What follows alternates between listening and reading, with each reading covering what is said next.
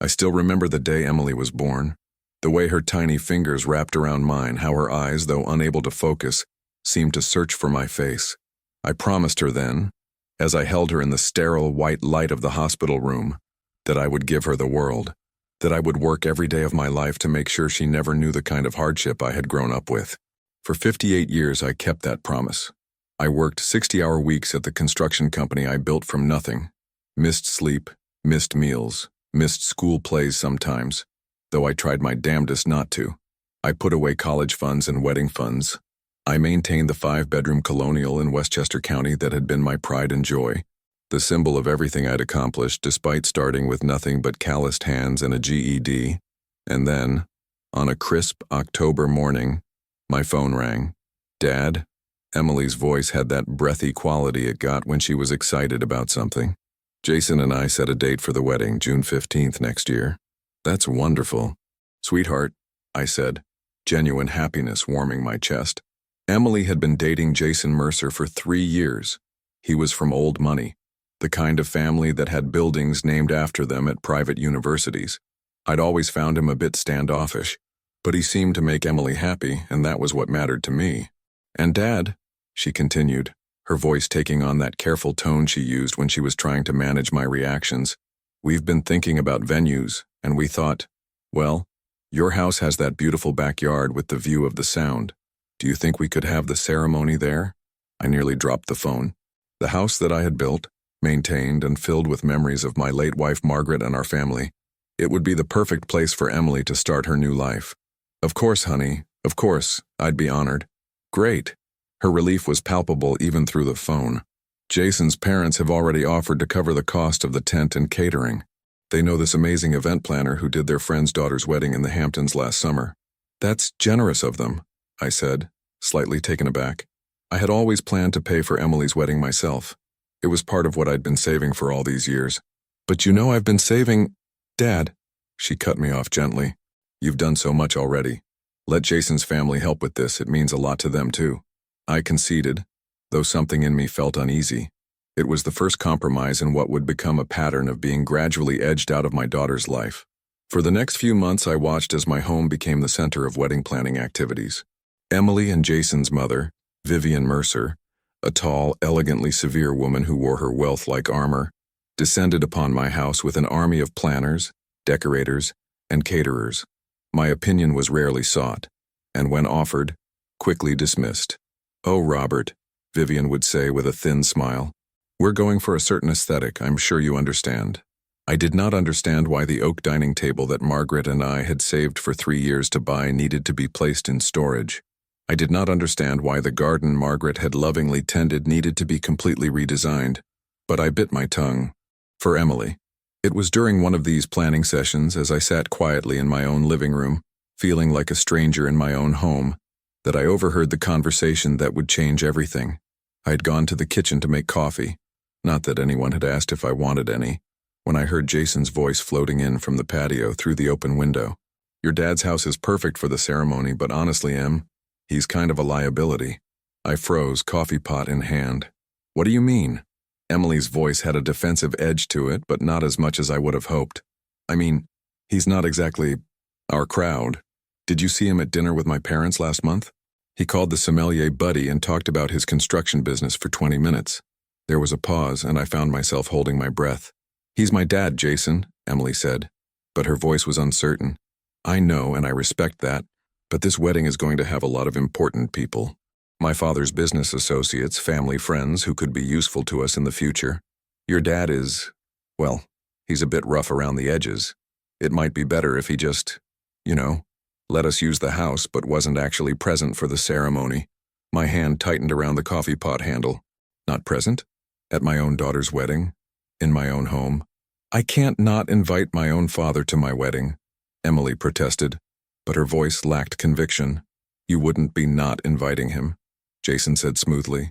He would be helping us in a different way, by providing the venue, and then maybe he could take a nice vacation during the actual event. My treat, of course. The silence that followed seemed to stretch for an eternity. I waited, coffee forgotten, for my daughter to defend me, to laugh off this absurd suggestion, to be outraged on my behalf. I'll think about it, she said finally, and something inside me cracked. I moved away from the window, set down the coffee pot with shaking hands, and walked silently up to my bedroom. I sat on the edge of the bed Margaret and I had shared for 30 years before cancer took her, and I tried to understand how my life had come to this point. The next day, Emily came to see me alone. She found me in my workshop in the basement, where I was sanding a piece of cherry wood that would eventually become a jewelry box. Woodworking had been my escape since Margaret died, a way to keep my hands busy and my mind quiet. "Dad," she said, hovering in the doorway, "can we talk?" I set down my sandpaper and turned to face her. In that moment, I saw both my little girl and the stranger she had become. "Sure, honey." She took a deep breath, steeling herself. "I need to ask you something, and I need you to just listen before you respond, okay?" I nodded, though my stomach was already twisting with dread. "Jason and I have been talking, and we think it might be best if you weren't actually at the wedding ceremony." Even though I had heard it already, the words still hit me like a physical blow. "It's nothing personal," she hurried on, not meeting my eyes. "It's just that Jason's family is very particular about these things. They have a certain image to maintain, and I don't fit that image," I finished for her, my voice surprisingly steady despite the earthquake happening inside me. "Dad, please understand. This could be really good for my future. Jason's family has connections. They can open doors for me that I can't," I said softly. She flinched but didn't deny it. "They've offered to send you on a cruise during the wedding week, anywhere you want to go, and of course you'd still be helping us by letting us use the house, which we really appreciate." I looked at my daughter, my only child, the person I had sacrificed everything for, and I didn't recognize her. "Emily," I said slowly, "do you hear what you're asking me? You want to have your wedding at my house, but you don't want me there?" She shifted uncomfortably. "When you put it like that, it sounds terrible." "Because it is terrible," I said, my voice rising slightly. "It is terrible, Emily. I have given you everything. Everything. I worked myself to the bone to make sure you had opportunities I never had. I sent you to college without debt. I supported you when you wanted to try 3 different majors. I was there for you through every breakup, every crisis, every triumph. And now you want to, what? Hide me away like some embarrassing secret?" "It's not like that," she protested. But her eyes said otherwise. "Then what is it like?" I asked. "Explain it to me. Help me understand how my daughter could ask this of me." She didn't have an answer, at least not one she was willing to say out loud. We stood in painful silence for a long moment. "I'll think about it," I said finally, echoing her words from the day before. "Now, if you don't mind, I'd like to be alone." She nodded, relief evident in her expression. She hadn't expected even this much consideration of her request. As she turned to leave, she paused. "Thank you for understanding, Dad." But I didn't understand. Not really. As I watched her walk away, I realized something fundamental had broken between us, something I wasn't sure could ever be repaired. That night, I couldn't sleep. I tossed and turned, replaying conversations in my mind, trying to pinpoint when I had lost my daughter. Had it been when she went to that expensive private college and met people from wealth I couldn't imagine? Had it been when Margaret died, leaving me to muddle through raising a teenage daughter alone? Or had it been more recent, when she started dating Jason and got a taste of a lifestyle I could never provide? Around 3 a.m. I got up and went to my home office. I opened the bottom drawer of my desk and pulled out a thick folder, Emily's baby book, school records, photographs, and other mementos I had kept over the years. I spread them across my desk and traced the arc of my daughter's life. There she was, gap-toothed and grinning in her first-grade photo. There she was at 12, proudly holding the science fair trophy I had stayed up all night helping her prepare for. There she was at her high school graduation, arms around Margaret and me, her future stretching bright and limitless before her. And there, in a more recent photo, was Emily with Jason and his parents at some charity gala. She was wearing a dress that probably cost more than my first car, her smile polished and perfect, but somehow not reaching her eyes. I barely recognized her. As dawn broke, I made a decision. I would not be pushed aside. I would not be treated as an embarrassment by my own child. But neither would I create a scene or deny her the wedding venue she wanted. No, I would handle this differently. I would play a longer game. I would give Emily and the Mercers exactly what they wanted. My house for the wedding and my absence, and then, I would make sure they understood exactly what they had done and what it would cost them, not with yelling, not with threats, but with careful, deliberate actions that would force them to confront the consequences of their choices. My hand stopped shaking. My mind cleared. For the first time since that overheard conversation, I felt in control again. I picked up my phone and called Emily. Despite the early hour, she answered on the second ring. She'd probably been waiting anxiously for my decision. "Dad?" Her voice was tentative. "I've thought about what you asked," I said, my voice calm and measured. "And I've decided that you can have the wedding at the house without me there." "Really?" The relief in her voice was unmistakable, and it cut me to the core. "Oh, Dad, thank you. I promise you won't regret this. Jason's parents are planning to renovate parts of the house for the wedding. Updating the kitchen, redoing the landscaping. It's going to be beautiful. Renovate my house without even asking me?" I swallowed hard and kept my voice neutral. "That sounds expensive." "They can afford it," Emily said dismissively. "And they said we can keep all the improvements after the wedding, so it's like a gift to you too." A gift? As if I needed their charity. As if the home I had built and maintained for decades was somehow inadequate. "How generous," I said, injecting just enough sincerity into my voice to mask the sarcasm. "Listen, sweetheart, I need to get some paperwork in order. If we're going to have major renovations done on the house. Property stuff, you know?" "Oh, sure," she said vaguely. I could tell she was already mentally moving on, probably eager to call Jason with the good news. "Whatever you need to do. I'll be in touch," I said. "Love you, Emily." "Love you too, Dad. And thank you again. This means a lot to me." As I hung up the phone, I looked around my office, at the degrees on the wall from night school, at the photos of construction sites where I'd built my business from nothing, at the life I'd created through decades of hard work and sacrifice. "No," I said quietly to the empty room. "Thank you, Emily, for showing me exactly where I stand." Then I picked up my phone again and called my lawyer. The next few months passed in a flurry of activity. True to Emily's word, the Mercers descended upon my home with an army of contractors, landscapers, and interior designers.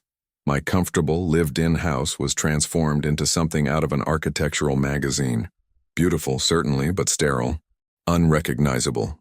I watched it all with a placid smile, offering no resistance. I moved temporarily into the guest house at the back of the property, giving them free rein over the main house. Every time Vivian Mercer suggested another improvement, I nodded agreeably.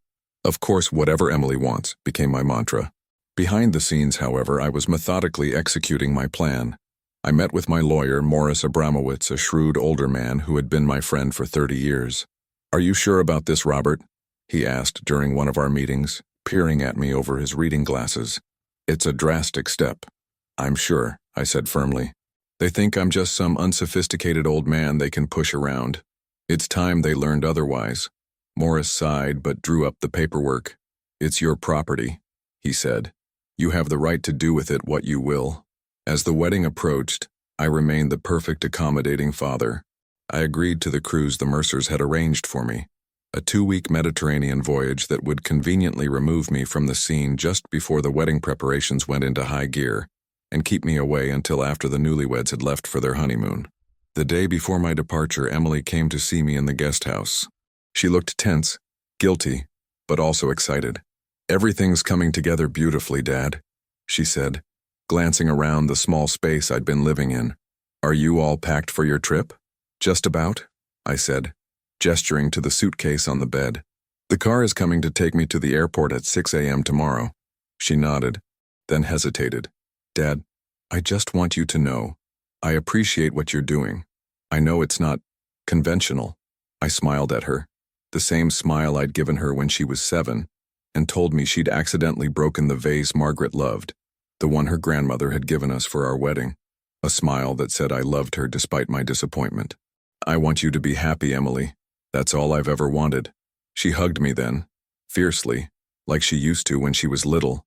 For a moment, I thought maybe she would change her mind, realize the enormity of what she was asking. But then she pulled back, her expression already distant again. "We're having the rehearsal dinner at the house tonight," she said. "Jason's parents have invited some important guests, his father's law partners, some family friends. It's going to be quite elegant." "I'm sure it will be," I said, not mentioning that I hadn't been invited to this event in my own home. I think I'll turn in early, though. Early flight and all. Relief flashed across her face. Of course, that makes sense. After she left, I sat on the edge of the bed, listening to the sounds of caterers and florists bustling around the main house, preparing for the evening's festivities. Music started playing. Crystal glasses clinked. Laughter floated through the air. I opened my laptop and checked my email one last time. Morris had sent confirmation. Everything was in place. I replied with a simple, "Proceed as discussed," and closed the computer. Then I picked up my phone and made one last call. "Hello? Westchester Luxury Car Service? I'd like to change my pickup time. Instead of 6 a.m., can you come at 4 a.m.? Yes, I know it's early. I'll make it worth your while." I hung up and finished packing, carefully placing the folder of legal documents in my carry-on bag. Then I set my alarm and tried to sleep, despite the sounds of the party echoing across the lawn. At 4 a.m., I slipped out of the guest house with my luggage and met the waiting town car at the end of the driveway. As we pulled away, I looked back at the house, my house, illuminated by the first hint of dawn. "Goodbye," I whispered, though whether to the house or to the life I'd known there, I wasn't sure. The Mediterranean cruise was objectively beautiful. Azure waters, historic ports, excellent food. I participated in the scheduled activities, made polite conversation with my fellow travelers, and took countless photos I had no intention of ever showing to anyone. Every night I checked my email for updates from Morris. The pieces of my plan were falling into place one by one. Midway through the cruise, I received a video call from Emily. She was standing in what used to be my living room, though it had been transformed with new furniture, new paint, new everything. "Dad, how's the cruise?" she asked brightly. "It's lovely," I said, angling my phone to show the sunset over the ship's deck. "How are the wedding preparations going?" "Amazing," she gushed. "Wait till you see what we've done with the house. The kitchen is completely new. Viking appliances, marble countertops, and the backyard. We've put in a new stone patio and a pergola for the ceremony. Jason's father even had his landscaper reshape the entire garden." I nodded, smiling that same placid smile I'd perfected over the past months. "It sounds wonderful, sweetheart." "It is," she said, and then her expression faltered slightly. I wish you could be here to see it." For a moment, I thought she might be having second thoughts, but then she brightened again. "But we're taking tons of pictures. I'll show you everything when you get back." "I look forward to it," I said, and we chatted for a few more minutes about inconsequential things before ending the call. I stood at the ship's railing for a long time afterward, watching the sunset fade to darkness, feeling the weight of what was to come settle over me. There was still time to stop this, to call Morris and cancel everything. But then I remembered Jason's voice. He's kind of a liability. And Emily's acquiescence, and my resolve hardened once more. The wedding day arrived. I was still at sea, somewhere between Greece and Italy. But Morris sent me a text. "All proceeding as planned. Documents delivered." I imagined the scene at my house. Emily in her wedding dress, Jason in his tuxedo, the Mercer family presiding over their social triumph. My absence a relief rather than a disappointment to most of them. And then I imagined Morris arriving, just as the ceremony was about to begin, with the envelope of documents. The confusion, the disbelief, the slowly dawning horror. I ordered a scotch at the ship's bar and raised it in a silent toast to the chaos unfolding thousands of miles away. When my phone rang an hour later, I was surprised. I had expected it to take longer for them to contact me. Emily's face appeared on my screen, tear-streaked and frantic. "Dad!" she shouted, her voice cracking. "What have you done? What is this?" I took a sip of my scotch before answering calmly. "I assume Morris delivered the papers?" "You sold the house?" she nearly screamed. "You sold our family home? How could you do this? And on my wedding day?" "Actually," I corrected her gently, "I sold it 3 months ago, right after you told me I wasn't welcome at your wedding but could graciously allow you to use my home for it. The new owners were very accommodating about letting the scheduled event proceed, but they've made it clear that everyone needs to be out by tomorrow morning." There was a moment of stunned silence. Then Emily's voice returned, lower but shaking with fury. "Do you have any idea what you've done? Jason's parents spent over $100,000 renovating that house. For us. For you." "No," I said, my own anger finally seeping into my voice. "They spent it renovating a house that belongs to the Levinson family now. I'm sure the Levinsons appreciate the upgrades, Dad, this is unforgivable, Emily whispered. You've ruined everything. Have I? I asked quietly. Or did you do that when you decided your father wasn't good enough to attend your wedding? When you allowed your fiancé and his family to treat me like an embarrassment? When you forgot everything I sacrificed to give you the life you have? She had no answer for that.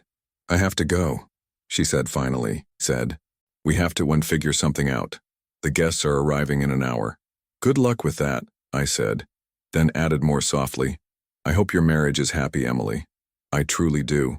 But I hope it's built on something more substantial than social climbing and appearances. She hung up without saying goodbye. I finished my scotch and ordered another, watching the Mediterranean glitter in the afternoon sun. I should have felt vindicated, triumphant even. Instead, I just felt tired, and sad, and old. My phone buzzed again, a text from Morris. It's done. Call me when you can. I would call him later. For now, I just wanted to sit with the knowledge that after today, nothing would ever be the same between my daughter and me. For better or worse, I had drawn a line in the sand. I had refused to be erased. The question that remained, as I watched the sun sink toward the horizon, was whether anything of our relationship could be salvaged from the wreckage I had just created, and whether in the cold light of day I would regret what I had done. The rest of the cruise passed in a blur of foreign ports and sleepless nights. Emily didn't call again. Neither did Jason or his parents, though I hadn't expected them to. Morris kept me updated via text and email. The wedding had been hastily relocated to the country club where the Mercers were members, creating logistical chaos but ultimately proceeding. The guests had been told there was an unforeseen issue with the original venue. The money from the house sale, a considerable sum given the Westchester County real estate market, had been transferred to my account. Morris had also arranged for my belongings to be moved to a storage facility until I decided where I wanted to settle. When the cruise ship finally docked in Barcelona, I wasn't ready to return to the States just yet. I checked into a small hotel in the Gothic Quarter and spent my days wandering the narrow medieval streets, trying to make peace with what I had done. On my third night in Barcelona, as I sat at a sidewalk cafe nursing a glass of local wine, my phone rang. Unknown number. I almost didn't answer, but something made me press the green button. Hello? Mr. Sullivan? A woman's voice, vaguely familiar. Yes? This is Diane Wells. I used to clean for you and Mrs. Sullivan years ago, before I moved to Florida. Memory clicked into place. Diane had been our housekeeper for nearly a decade when Emily was growing up. She and Margaret had been close. Diane, of course. How are you? How did you get this number? I'm well, thank you. I got your number from Morris. I hope you don't mind. I've been trying to reach you. I frowned, puzzled. Is everything okay? There was a pause. I heard about what happened with Emily's wedding. It's all over Facebook. Her friends posting about the venue disaster and how brave she was to carry on. I grimaced. Of course it would be on social media. I see. Mr. Sullivan, I'm not calling to judge you. Lord knows families are complicated. But there's something I think you should know. My hand tightened around the phone. What is it? It's about Jason. Emily's husband now, I guess.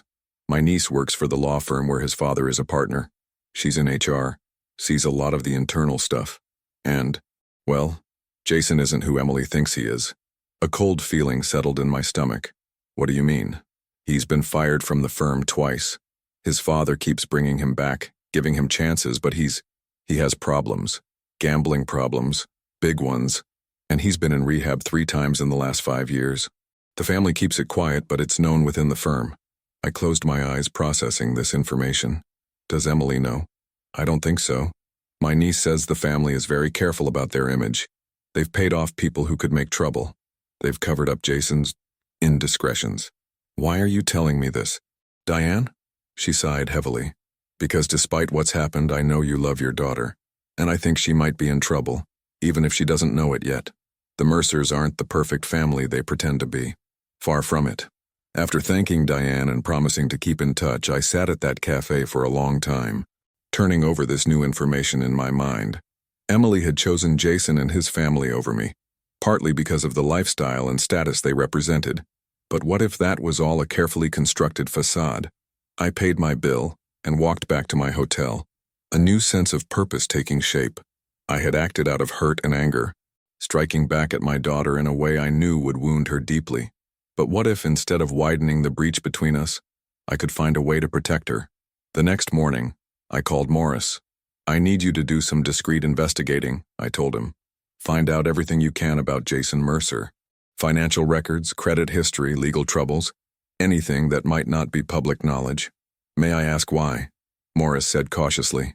"Because I think my daughter might be married to someone who could hurt her.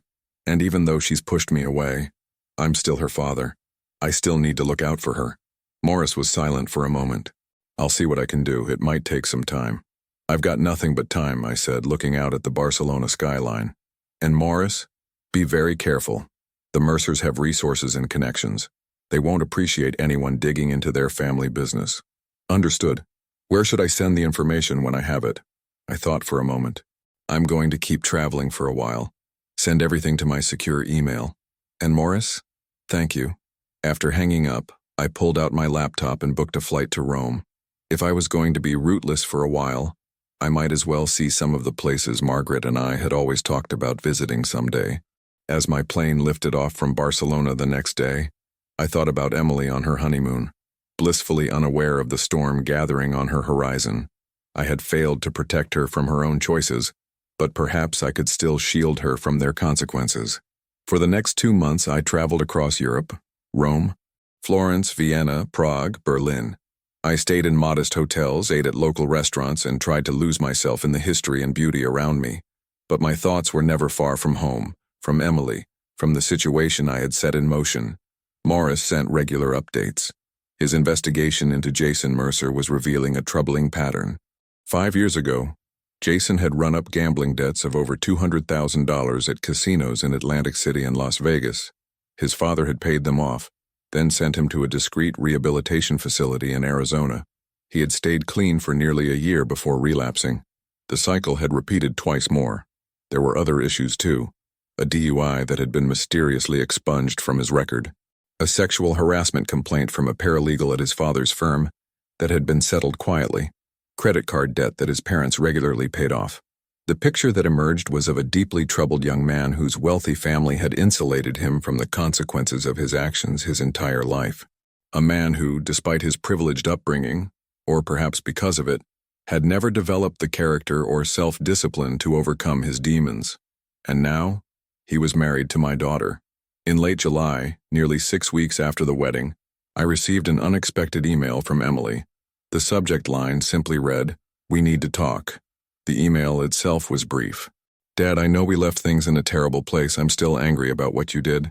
But something's happened and I need your advice. Can we talk? Please?"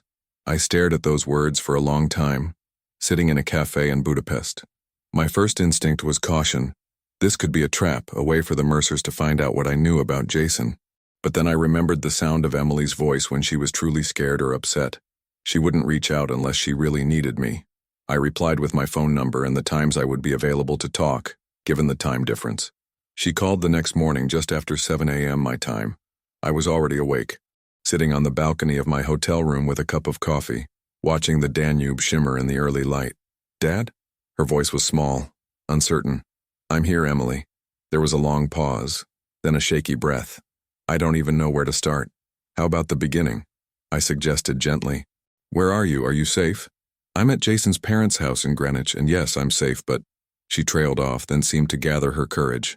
"Jason's in trouble, Dad. Serious trouble." I waited, letting her tell it in her own way. "We were on our honeymoon in Bali. Everything was perfect, or so I thought. But then one night Jason said he was going to the hotel casino for a little while. He didn't come back until morning. He said he'd met some business associates and lost track of time." I closed my eyes, already seeing where this was heading. "I believed him," Emily continued, her voice bitter. "But then it happened again 2 nights later. And when he came back, he was different, agitated. He said he needed to cut the honeymoon short, that something had come up at work."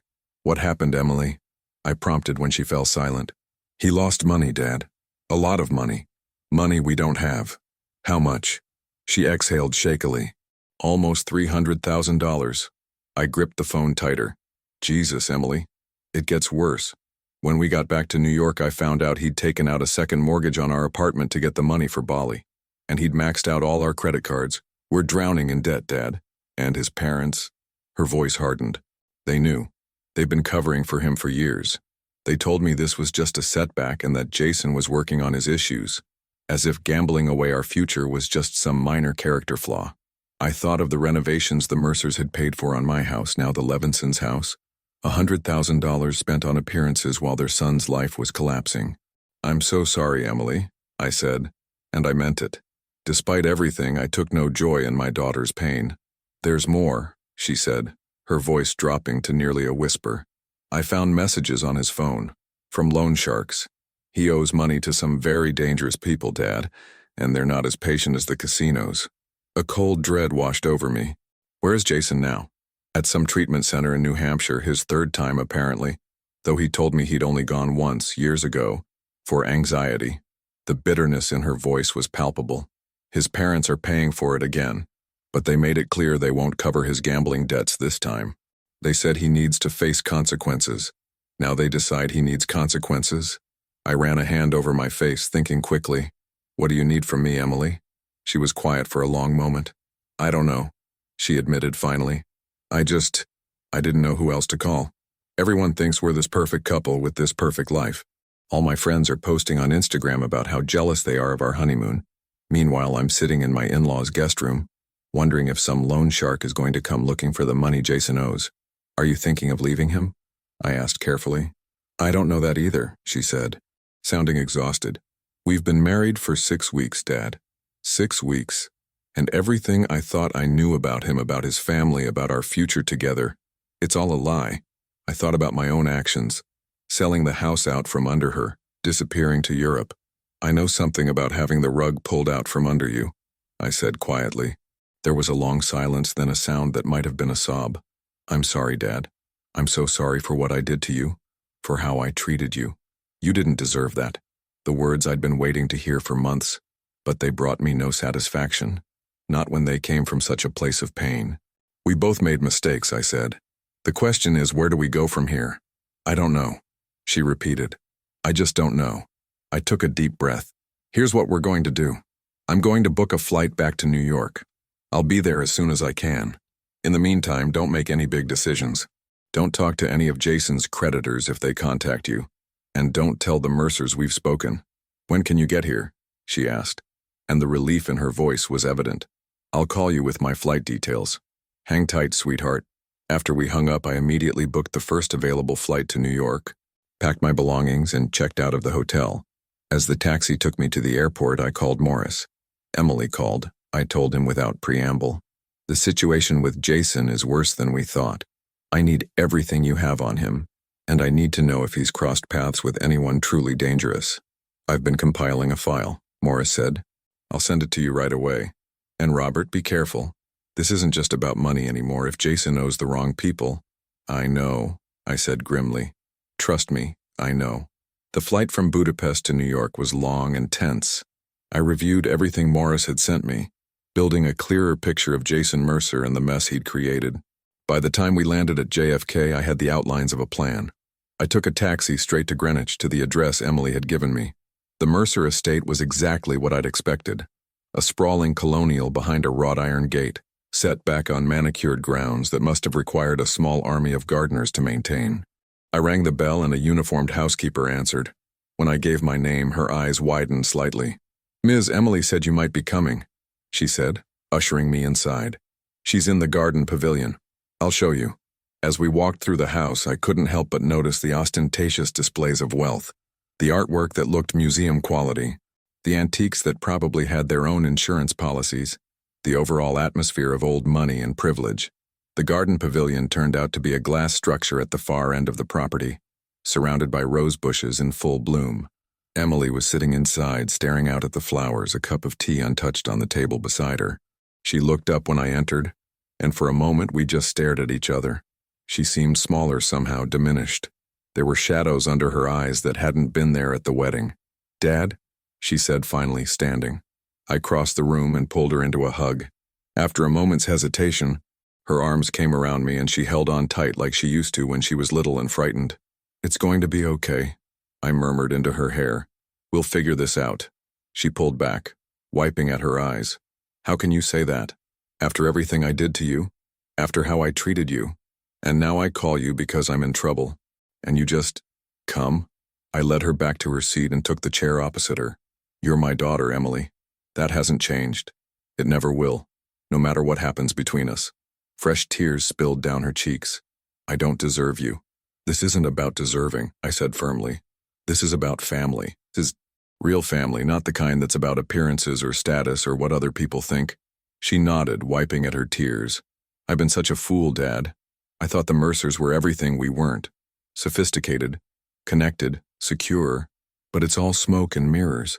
They spend a fortune making everything look perfect while their son is falling apart. And they knew, Dad. They knew what Jason was like when they encouraged our relationship. They probably hoped I would stabilize him or something.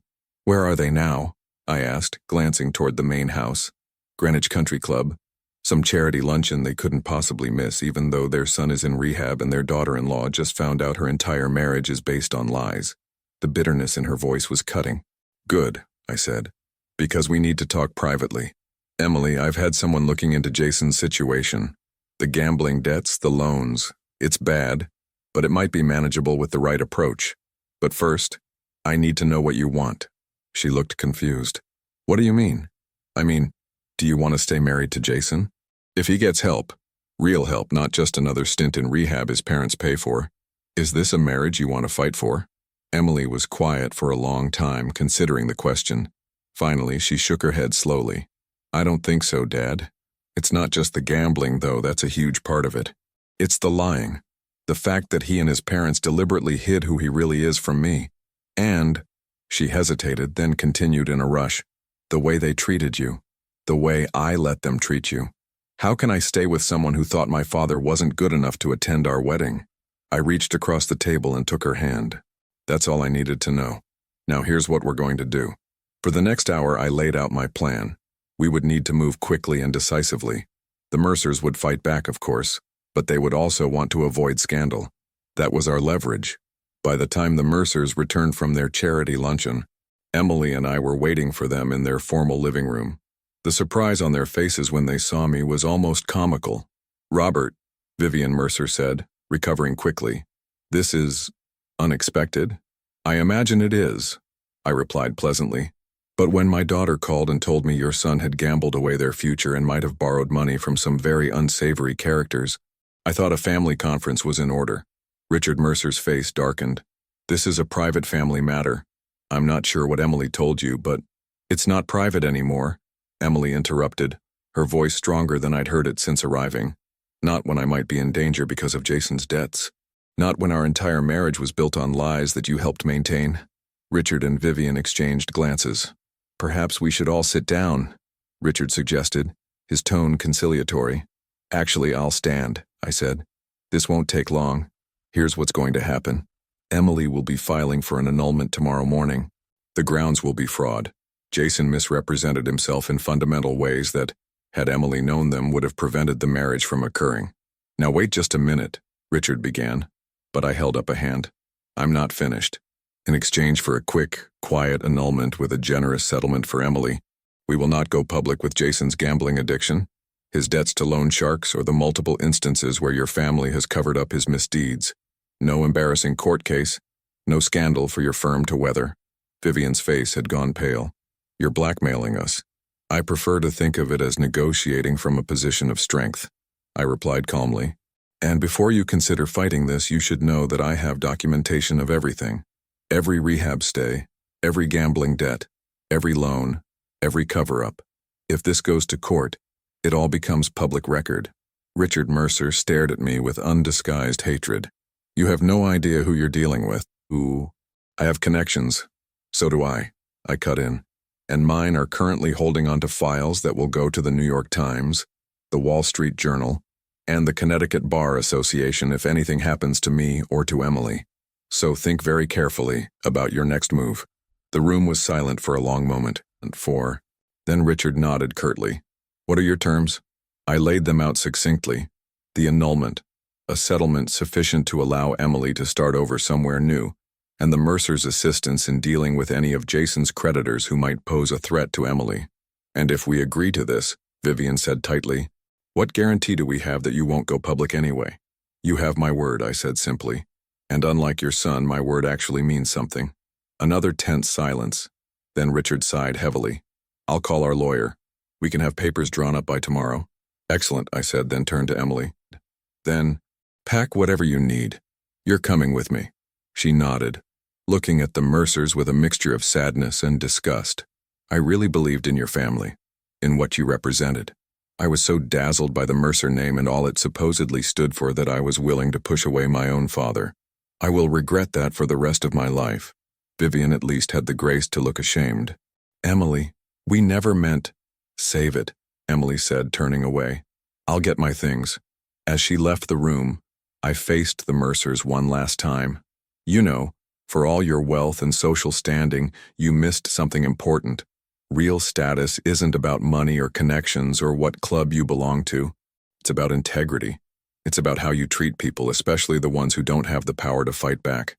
I headed for the door, then paused. Oh, and those renovations you did on my house? The new owners loved them. They said to thank you. I walked out without waiting for a response. Emily and I stayed at a hotel in Manhattan that night. The next morning, as promised, the Mercer family lawyer arrived with annulment papers and a settlement agreement. Everything was in order, just as we demanded. Well, that's that, Emily said after the lawyer left. She looked both relieved and a little lost. What now? I smiled at her. Now we rebuild. Together. With the settlement money, Emily was able to start fresh.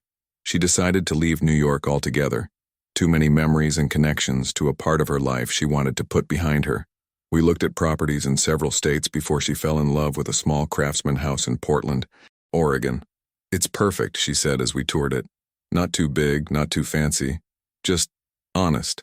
I nodded, understanding what she meant. After the manufactured perfection of the Mercer's world, there was something refreshing about the house's simple, straightforward charm.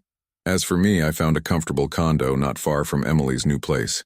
I'd never planned to move to the Pacific Northwest, but then again, I'd never planned on selling my home of 30 years either. Life had a way of taking unexpected turns. The annulment went through without a hitch. The Mercers, true to their nature, managed to spin a story about the brief marriage ending amicably due to irreconcilable differences. Jason remained in rehab, and as far as we knew, his parents had taken care of his debts to ensure no unsavory characters came looking for payment. Emily found a job at a local arts nonprofit, using her marketing degree in a way that seemed to fulfill her. Slowly, she began to build a new life, one based on substance rather than appearances. Our relationship healed gradually. There were difficult conversations, tears, and apologies on both sides, but there was also forgiveness and a deeper understanding of each other than we'd had before. One evening, about a year after the wedding that wasn't, Emily and I were sitting on her back porch, watching the sunset over the West Hills. She'd been quiet, reflective. You know, she said finally, I've been thinking about what you did, selling the house without telling me. I tensed slightly. We hadn't discussed that particular decision in detail yet. And? It was kind of brilliant, she said, a small smile playing at her lips. Terrible, but brilliant. You let me think I'd won, that I could have the wedding I wanted without you there to embarrass me. And then you pulled the rug out from under all of us. I shrugged, a little uncomfortable with her admiration. I was hurt and angry. It wasn't my finest moment. Maybe not, she agreed. But you know what? I think I needed that wake-up call. I was so caught up in the Mercer's world and being accepted by them that I lost sight of what really mattered. Who really mattered? She reached over and took my hand, squeezing it tightly. I'm sorry, Dad, for all of it, for making you feel like you weren't good enough. You were always good enough, more than good enough. You were the one who was there for me always. And I threw that away for, what? A family that looked perfect on the outside but was rotten at the core? We all make mistakes, I said gently. The important thing is that we learn from them. She nodded, looking out at the darkening sky. I've learned a lot, about what matters, about who I want to be. She paused, then added quietly, I want to be more like you, Dad. Someone who works hard, who has integrity, who stands up for what's right even when it's difficult. My throat tightened with emotion. You're already that person, Emily. You just lost your way for a while. We all do sometimes. We sat in companionable silence as the last light faded from the sky, and the first stars appeared, I thought about the journey that had brought us here, the pain, the betrayal, the reconciliation. It hadn't been an easy road, but perhaps it had been a necessary one. Do you ever miss the house? Emily asked suddenly. Our old home? I considered the question carefully. I miss the memories we made there, I said finally. I miss your mother's garden and the marks on the kitchen wall where we measured your height every birthday. But the house itself? It's just a structure.